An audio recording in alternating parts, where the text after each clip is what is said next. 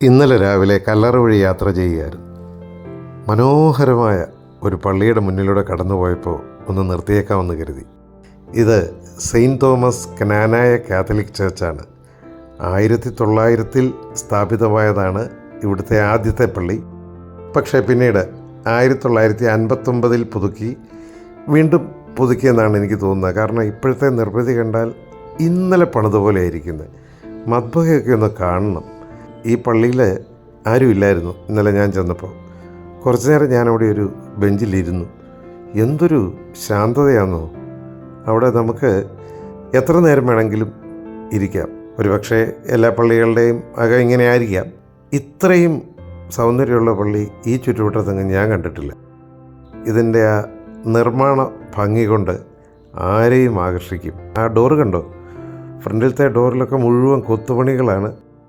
ശരിക്കും ഒരു സമാധാനത്തിനായിട്ട് പോകാൻ പറ്റിയ പള്ളിയാണ്. ഒരു 10-15 മിനിറ്റ് ഞാനവിടെ ചിലവഴിച്ചു. എന്തൊരു സുഖമായിരുന്നോ.